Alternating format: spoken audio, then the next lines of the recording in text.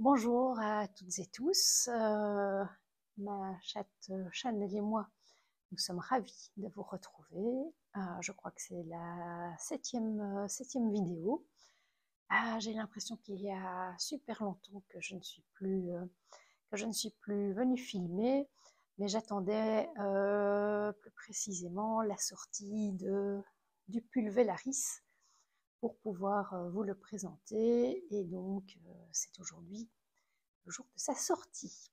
Alors, je me représente, je m'appelle Nathalie, j'habite en Belgique et je vais très régulièrement en Creuse, et donc voilà, mes vidéos sont filmées d'un côté ou de l'autre en fonction d'où je me trouve. Voilà, et bien c'est parti. Voici le fameux pull Velaris. Hop. Oui, Chanel, tu aimes. Le pull Velaris dans toute sa splendeur. Et donc, c'est un modèle de Nadia Crétin-Le Chêne que j'ai testé pour elle. Je l'ai tricoté avec un mélange de Drops Alpaca et de Kit Silk de Drops également, pour avoir le bon échantillon. Le coloris, c'est Glace à la pistache, et je trouve qu'il va parfaitement bien pour la saison.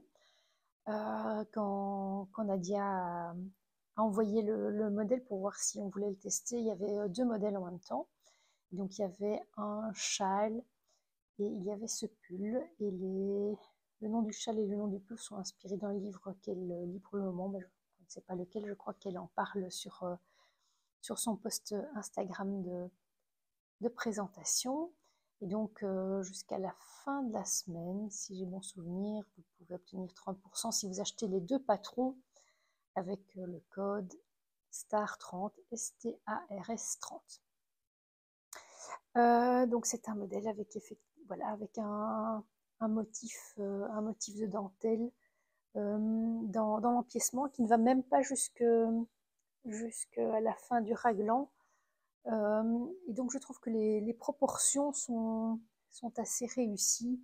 La longueur de ce panneau par rapport au corps lui-même, voilà, c'est pas envahissant, c'est pas écrasant pour le reste du pull, qui reste un modèle relativement simple.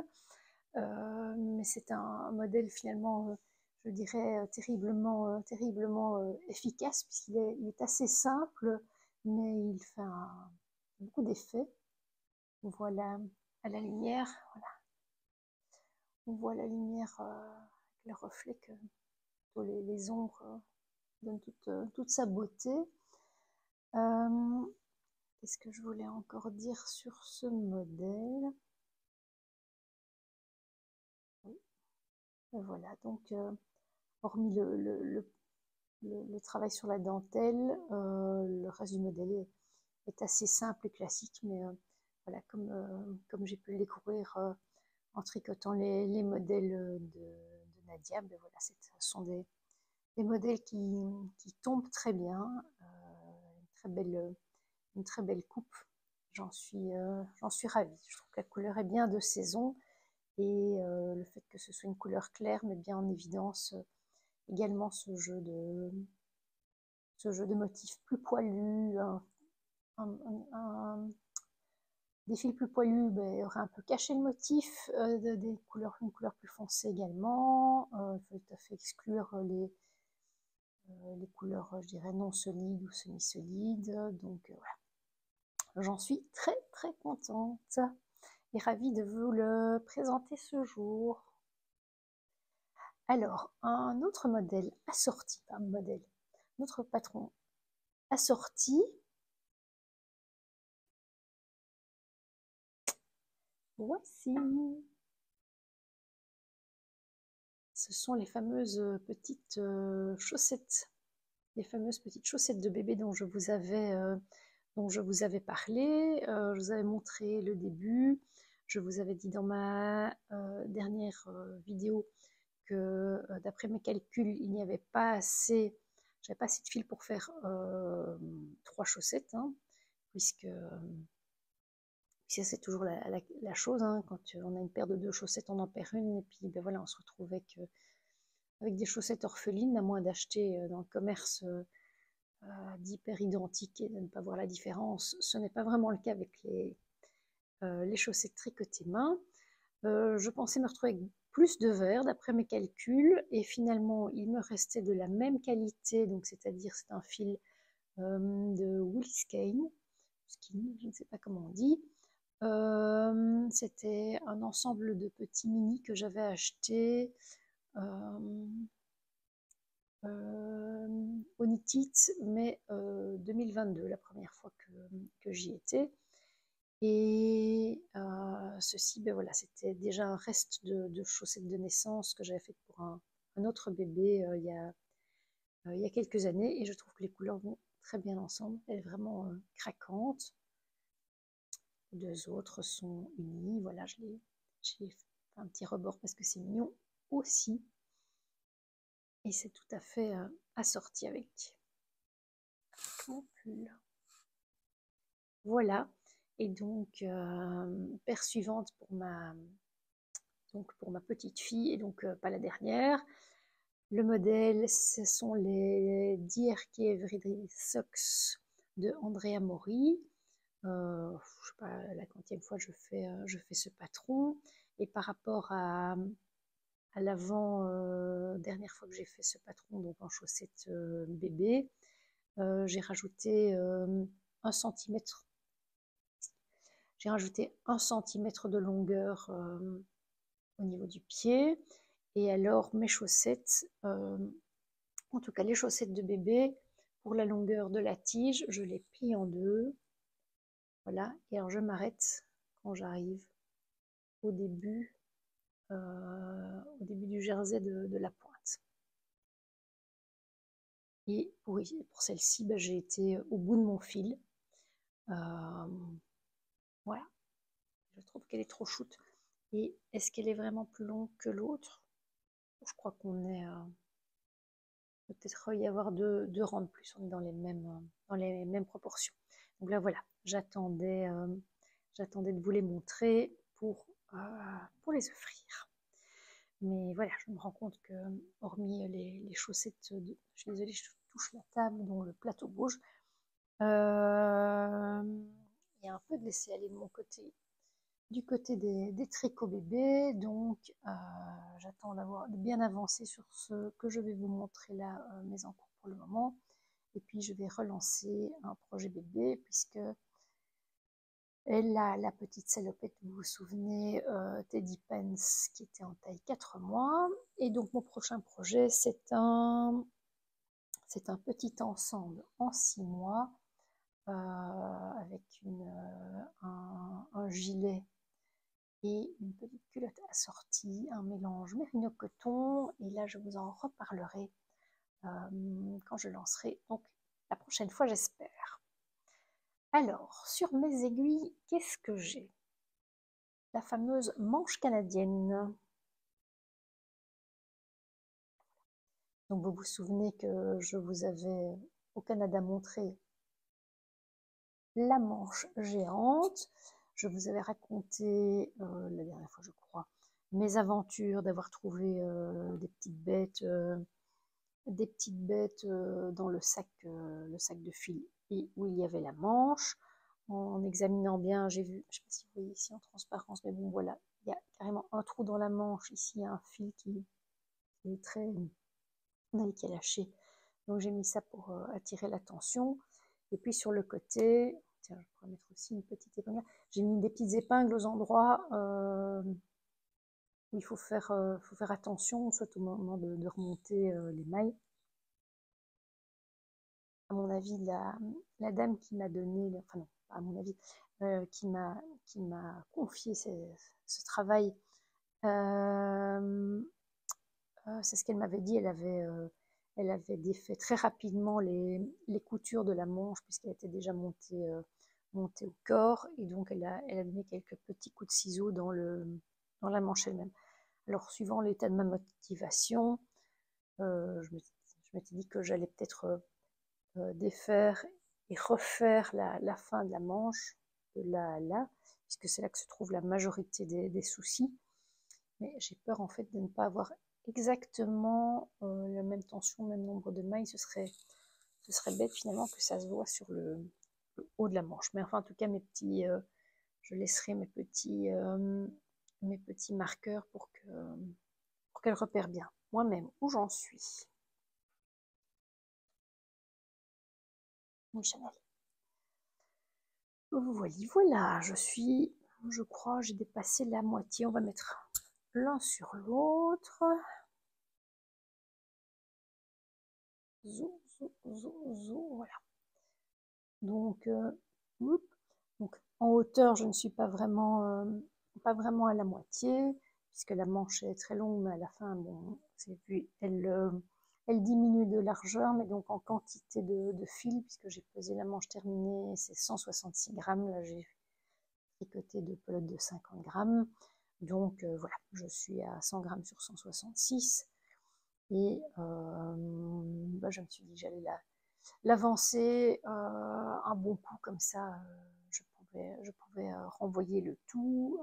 Ça fera plaisir à cette dame, puisqu'elle ne sera pas non plus pressée par le temps pour finir le pull. Et alors moi je la tricote sur des aiguilles droites, hein.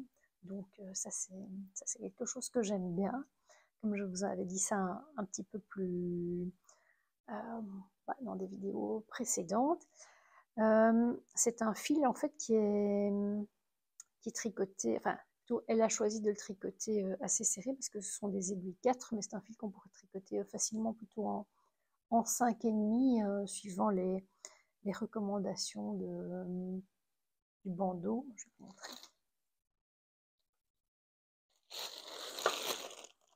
Bon. Voilà, c'est un fil norvégien et j'ai vu qu'il était encore qu'il est référencé sur Ravelry, mais il est arrêté. Mais donc il existe. Donc c'est un fil, je dirais worsted, 50 grammes pour 67 mètres. Il est ici recommandé de le tricoter avec des aiguilles entre 5,5 et 6,5. Donc ici tricoté en 4 pour avoir le bon échantillon. Donc ça donne un tricot fort dense. J'ai tip top le bon échantillon que la manche déjà faite, à savoir 18 mailles et demi par 10 cm. Et donc je mesure très régulièrement la largeur à laquelle je suis par rapport à la manche déjà faite. Oups, je ne peux pas cacher le micro. Par rapport à la manche déjà faite, pour être bien sûr d'être dans les clous. Et je vais bientôt arriver à la partie où je diminue 4 mailles de chaque côté, et puis là je commence les diminutions du haut de la manche.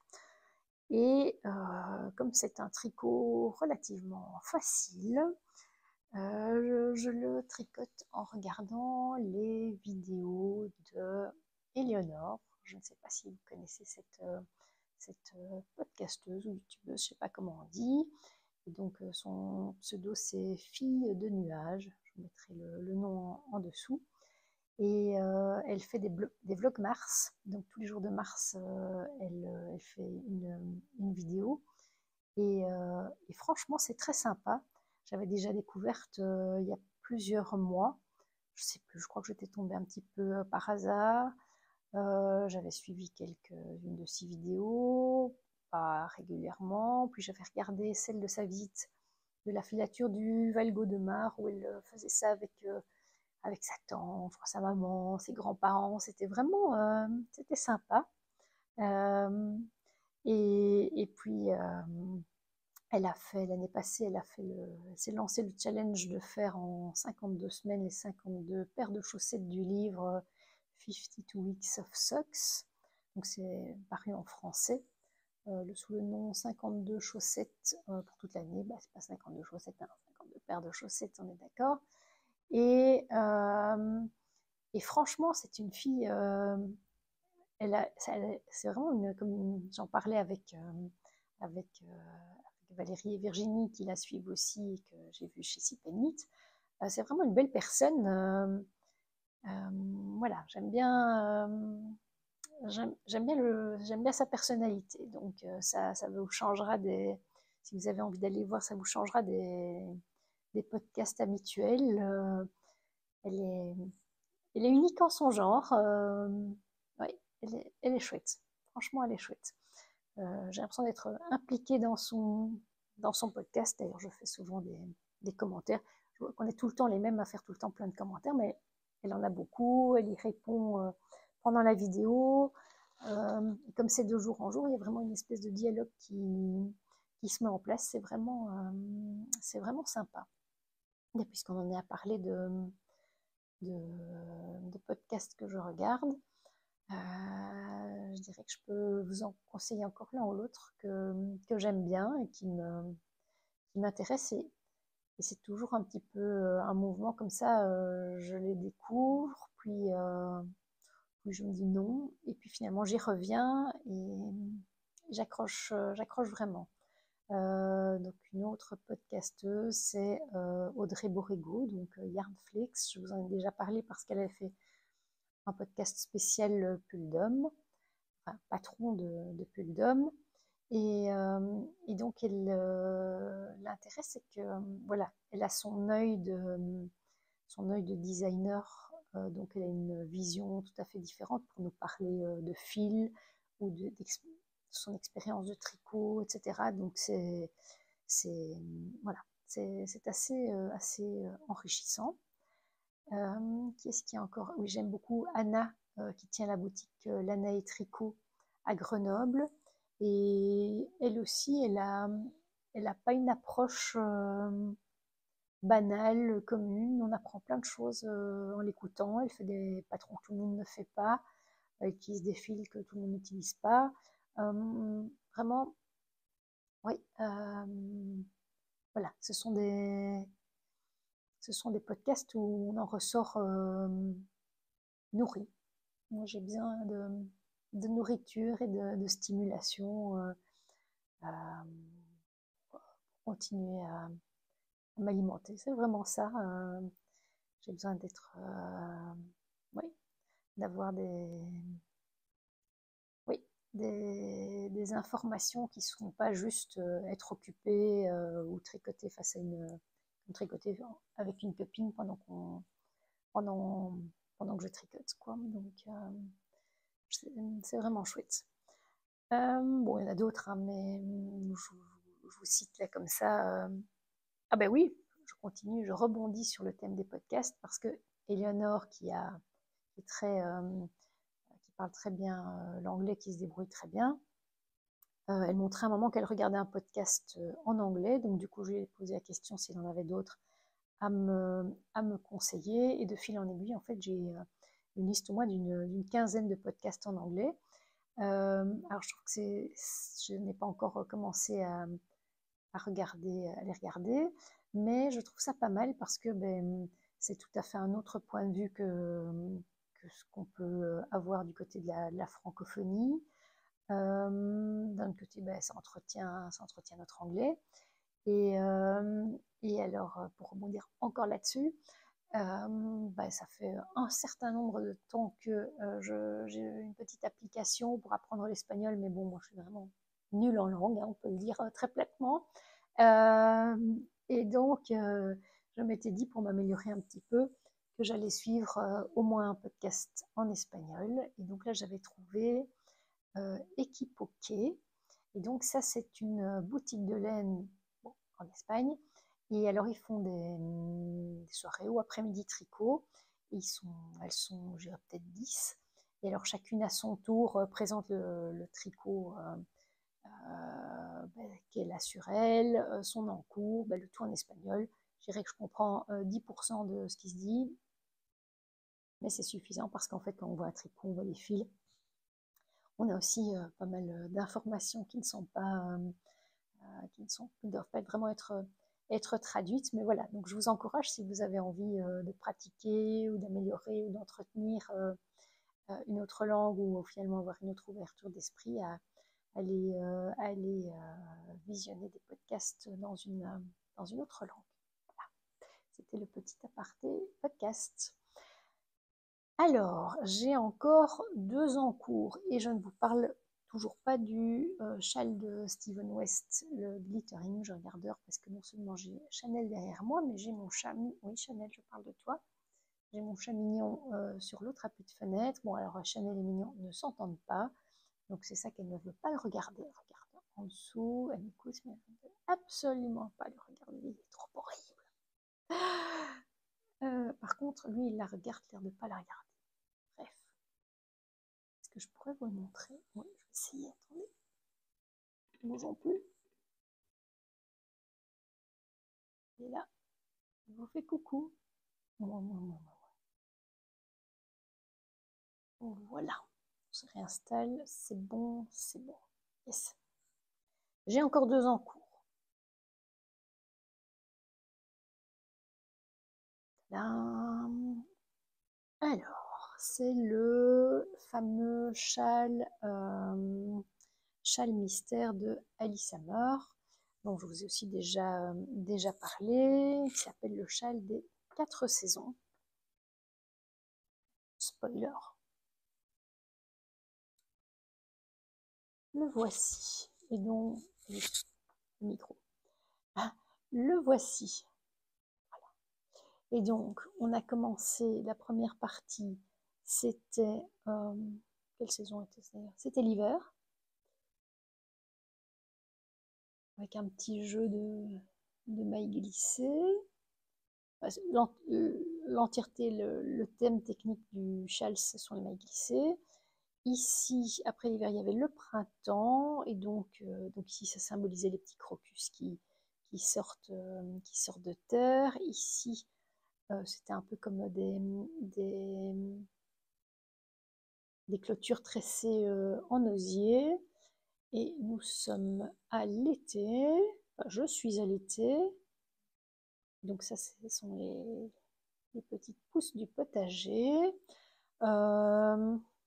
L'automne est déjà sorti mardi, mais comme j'ai pas fini l'été, je n'y suis pas encore, étant donné que les rangs deviennent assez longs.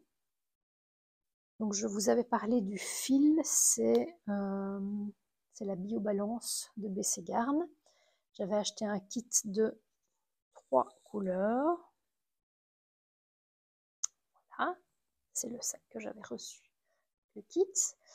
Et mais comme je vous avais aussi parlé du Casino Bouloche organisé par Alice, on a des points si on fait des ouvrages avec plus au moins 5 couleurs. Donc j'ai acheté d'autres couleurs. Je ne sais plus si je vous les ai déjà montrées ou pas, mais donc je vous les remontre. Un blanc qui n'est pas tout à fait blanc, un rouge et un rose pâle, voilà. Ils vont avec celle-là. Du coup, j'ai un peu quitté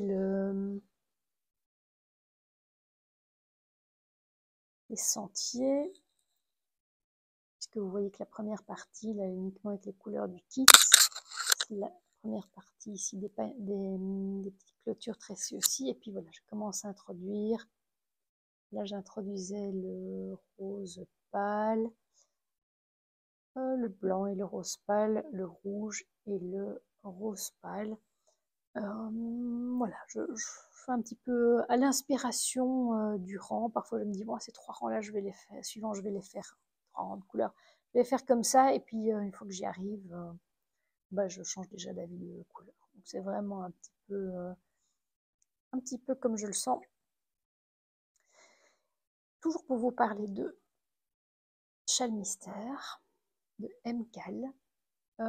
Quand j'ai été au Ch'ti Bazar, j'ai croisé, je ne connais pas son prénom, mais c'est celle qui fait les anneaux marqueurs, etc. de Ars Mirabilia. Et donc, elle portait un joli châle qui était dans deux couleurs très proches, je dirais crème et beige, et qui était vraiment très joli. Donc, à ce moment-là, j'étais à un autre stand et on lui a demandé, ah, c'est quoi, etc. Elle a dit, ah, mais c'est tel châle de Hélène Stewart, et c'était un MCAL. Je me suis dit, bon, je vais aller un peu creuser la question.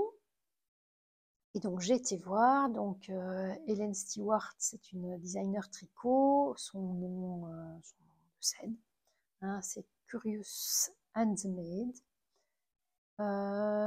Et visiblement, elle organise chaque année, ou presque chaque année, un châle mystère, un MCAL, elle aussi.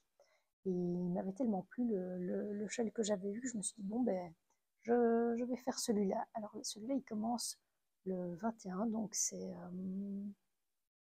la semaine prochaine. Et comme celui, bah, il va un petit peu chevaucher celui d'Alice, mais bon, j'espère avoir un petit peu avancé dans le reste pour me libérer du temps. Et donc ça, je vous en reparlerai parce qu'on n'a pas encore, ça n'a pas encore démarré. La thématique, ça c'est quelque chose qui me plaît bien aussi. La thématique, c'est 24 birds, donc 24 oiseaux, et ça a un lien avec William Morris et le mouvement Arts and Crafts en Angleterre. Et donc ça, c'est vraiment tout un mouvement qui a vraiment créé des choses superbes. Du coup, j'ai été voir une petite image ou vidéo sur le thème. Donc voilà, par exemple, les tissus Liberty sont basés sur énormément de motifs. Il a créé beaucoup de papier peint, de tissus. Ça a été quelque chose d'extrêmement fécond où il mettait finalement il valorisait le travail des artisans en estimant qu'il devait être payé le juste prix. C'est un homme qui est un peu touché à tout. Voilà, je vous invite à aller un petit peu creuser le sujet si ça vous tente. Les choix de couleurs aussi sont très beaux. Oui, Chanel. Oui. Ces choix de couleurs sont très beaux aussi. C'est vraiment très harmonieux. Donc, ça, c'est la thématique du châle. Et bah, je ne les ai pas ici, mais je vous les montrerai quand je démarrerai. Comme fil, j'ai retrouvé dans mon stash, dans mes trésors, un kit que j'avais acheté pour faire un châle de Steven West, encore lui. Je crois que c'était Painting Triangle, Triangle, je sais pas trop. Et donc c'est un kit de 5 écheveaux, c'est un dégradé de mauve avec un jaune en contraste. Et c'est ce jaune-là que j'avais été prendre pour donner un peu de peps à mon géogradient que je vous ai montré il y a quelques mois. Mais donc du coup j'avais plus qu'un demi-écheveau de cette couleur-là. Et c'est la marque Mominoki, c'est leur qualité Rami Silk, donc c'est un fil un peu spécial, il n'y a pas de laine. Je vous en parlerai plus quand je commencerai. Donc ça a un toucher un peu particulier, c'est un mélange finalement de fil végétal et de soie. Il n'est pas tellement soyeux non plus. Du coup, j'ai recommandé un écheveau chez Mominoki qui en fait font ces écheveaux beaucoup moins chers que Steven West. Ils sont basés en Allemagne, donc bah, quand on est en Belgique, c'est la porte à côté.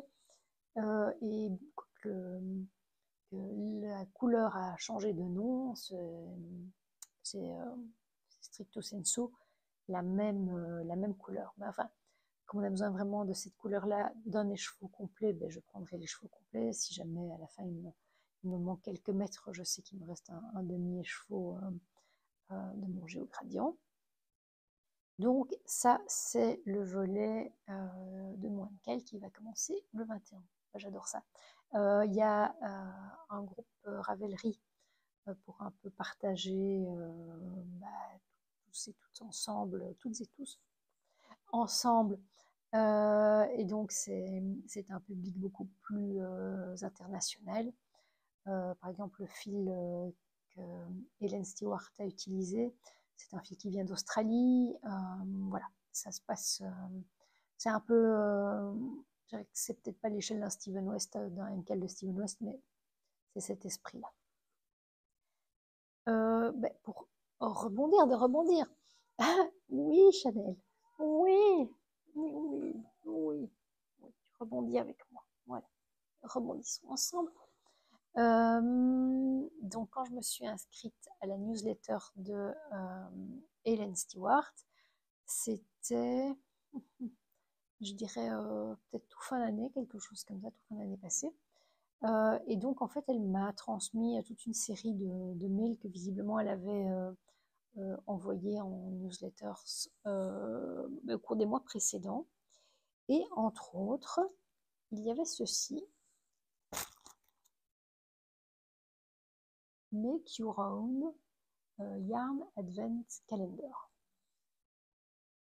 Alors, je l'avais imprimé, mais je ne l'avais pas regardé.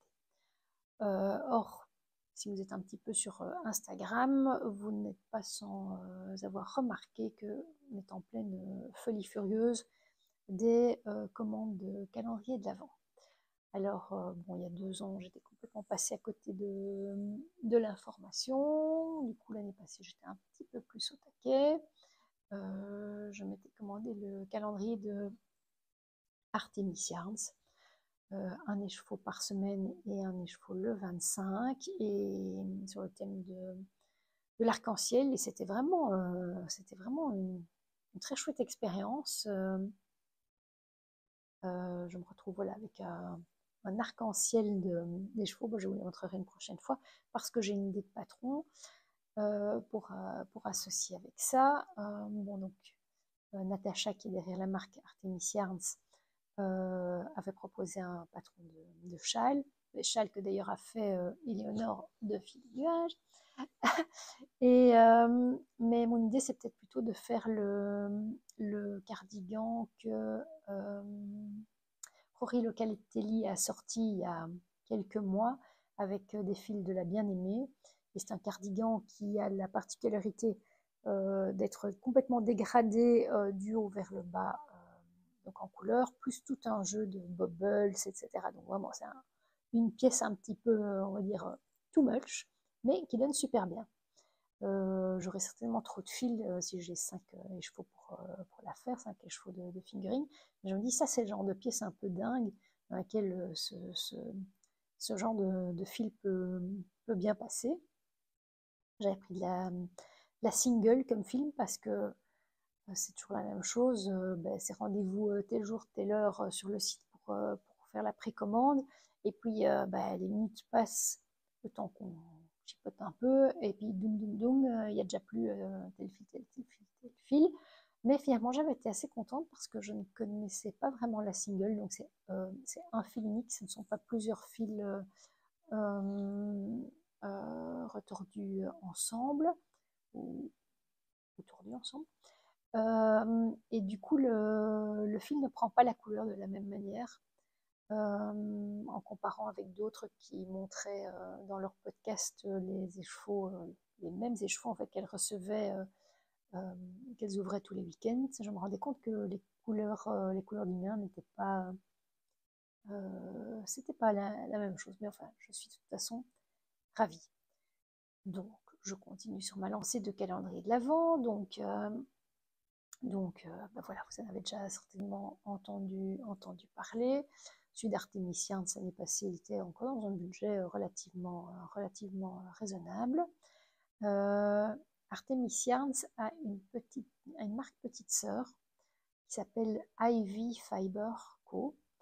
Et donc, autant pour ces fils Artemis, j'imagine qu'elle utilise des pigments chimiques. Pour Ivy Fiber, elle utilise des pigments naturels. Donc, c'est une autre démarche. C'est une marque un peu plus confidentielle, mais la personne, Natacha, est la même.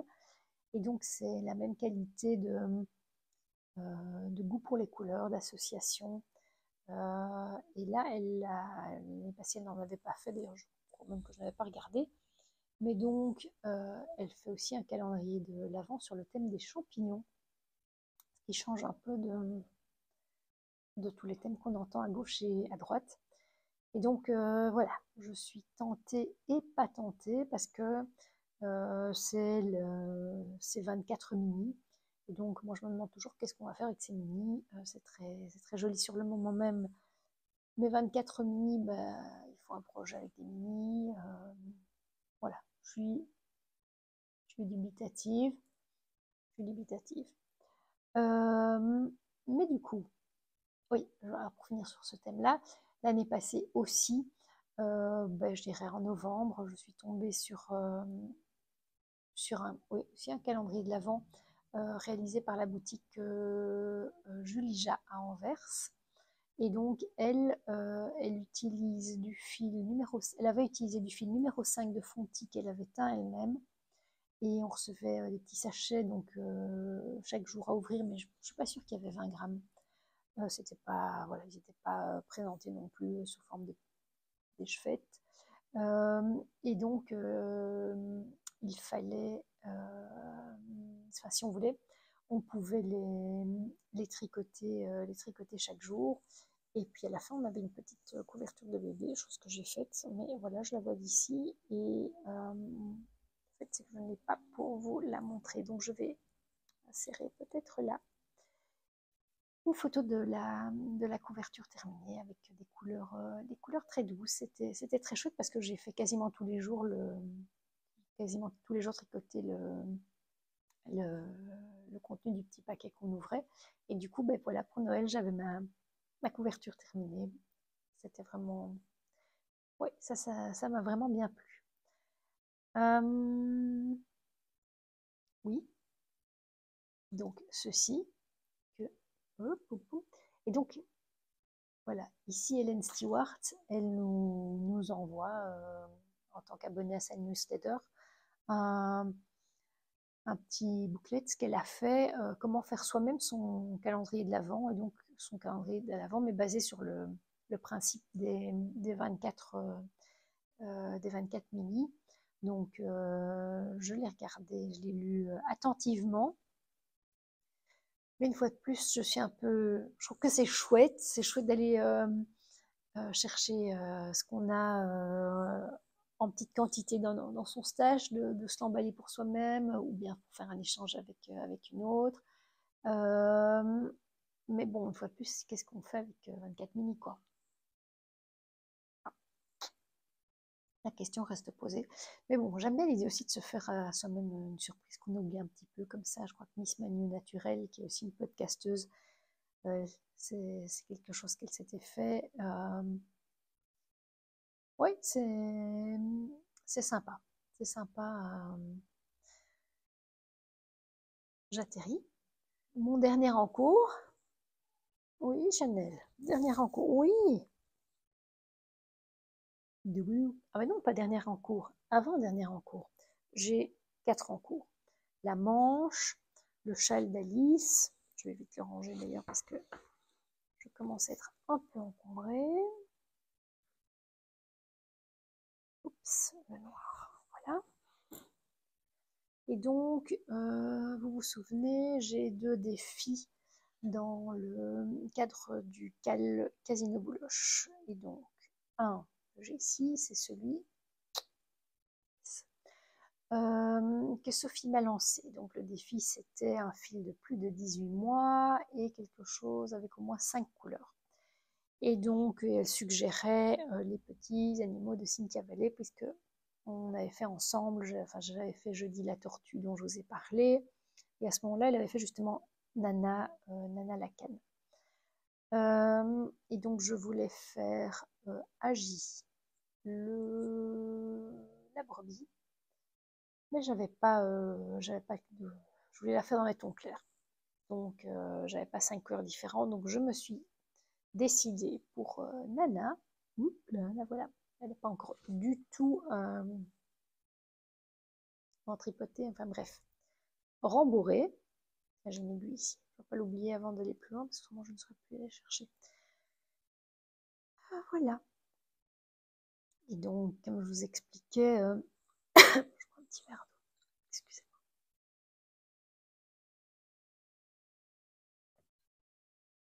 comme je vous expliquais, on part de la pointe, de son bec, hop, en chemin, on met les yeux, on coule le dessin du bec, on fait la tête, et puis pour le moment, on fait ces deux ailes avec les plumes au bout. J'utilise en fil principal, c'est le fil châtaigne en 2 fils de terroir laine. Et pour le bec, c'est boucle laine Miami Sunset en Wesson. Et oui, Chanel. Et depuis le début, je n'ai que des mésaventures avec ce tricot, alors que pourtant, bon, j'aime bien, je lui donne tout mon amour, mais c'est difficile, mais je persévère parce que c'est un défi et puis j'aime pas abandonner ce genre de choses. Mon fil s'est déjà cassé plusieurs fois et c'est ça l'aiguille parce que j'ai déjà été réparée à gauche et à droite. Une fois que j'ai eu fait, je crois que ça c'était déjà mes premiers soucis, j'ai fait une aile, j'ai commencé l'autre aile, je me suis rendu compte que je l'avais tricotée à l'envers, donc la petite ouverture que vous voyez là était sur l'extérieur. Et puis, bon, vous ne le voyez peut-être pas, et moi je le sais, la plume la plus longue est censée être à l'arrière et pas à l'avant, enfin bon. Ah, voilà, c'est un... Oui, Chanel, mais oui, tu m'assistes vraiment. C'est un modèle qui ne va pas tout seul, mais en fin de compte, je l'aurais mérité. Voilà. En plus, je ne la tricote qu'à la lumière du jour, donc c'est-à-dire finalement pas beaucoup de jours, quoi. Sur la semaine, sous-entendu, elle n'avance pas tellement, mais je suis encore dans les délais pour le défi. Voilà. Elle est toute chouette. Et pour avoir les 5 couleurs, puisque ben voilà, son corps en elle-même, c'est 2 couleurs, on aura encore le même orange pour le bout des pattes, parce qu'elle a une petite robe. Et là, je me suis fait plaisir, je vous montre.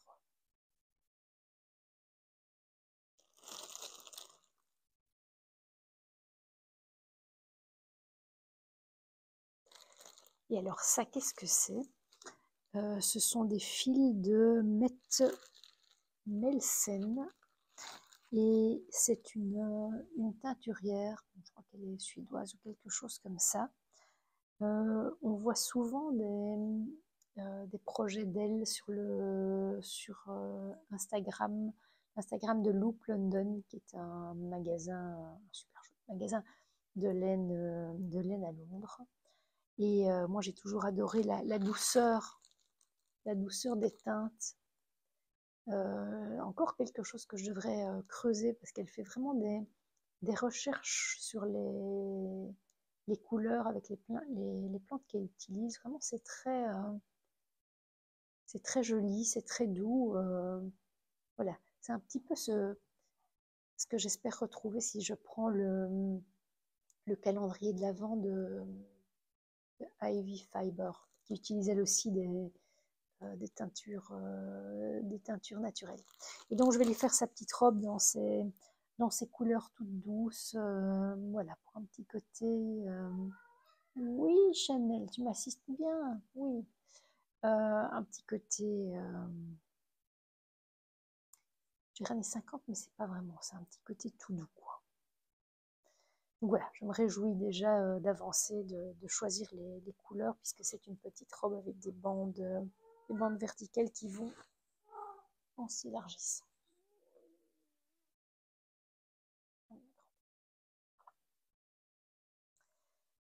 Ça, c'est un des 2 défis. Et l'autre défi, donc mon dernier en cours. Oui. Le voici. Et donc, c'est la fameuse Bloom Vest de Camille Avad. Est-ce que je vous ai dit que Nana Nana, c'était un patron de Cynthia Vallée tiré de son livre Mouche and Friends. Bon, Mouche et ses amis, je vous le dis. Ici, je ressors l'image.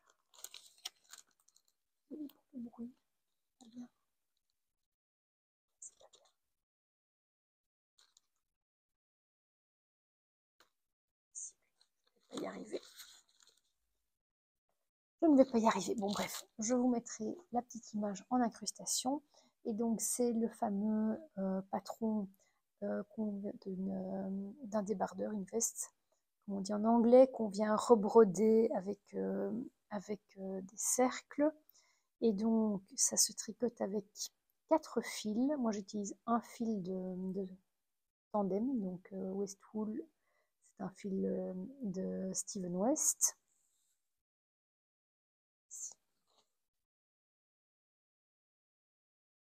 Coloris White Peach. Oui.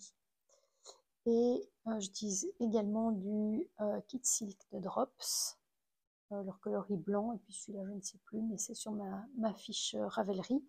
Et donc on doit faire tout un jeu de dégradés de fils. Il y a une marche à suivre pour savoir quel fil utiliser, puisqu'on utilise 4, dont un toujours le fil indiqué. Voilà, une alternance, parfois au début c'est 3 de rouge, 3 ouais, un rose. Ici, pour arriver maintenant, le dégradé terminé, un de rose et 2 de blanc, et puis un intermédiaire entre les deux. Donc voilà, je suis presque au moment de la séparation entre le dos et l'avant. Je crois qu'il me reste 1 centimètre. Ça avance bien. Mes copines Peggy Anne, elles ont déjà terminé. Elles le portent. Je ne suis vraiment pas en avance, mais je crois que j'ai jusque mi-avril pour finir le défi. Donc, ça va aller. Ça va aller. Ouais, ah ben voilà. Vous avez deux... Oh là là, si Chanel voit que mignon. M-I-N-I-O-N. Familiarité ici. Et derrière la vitre, ça va aller mal. Bon, et donc il y a encore une troisième petite chatte, mais là, à mon avis, vous ne la verrez jamais dans cette zone-ci. Ici, c'est la zone Chanel.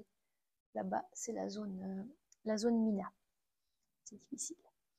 Voilà. Eh bien, je suis contente d'être revenue vous voir. J'espère que vous allez bien, que ce nouveau podcast vous a plu. Je vous souhaite un beau printemps et je vous dis à notre rendez-vous dans notre prochain podcast. À bientôt!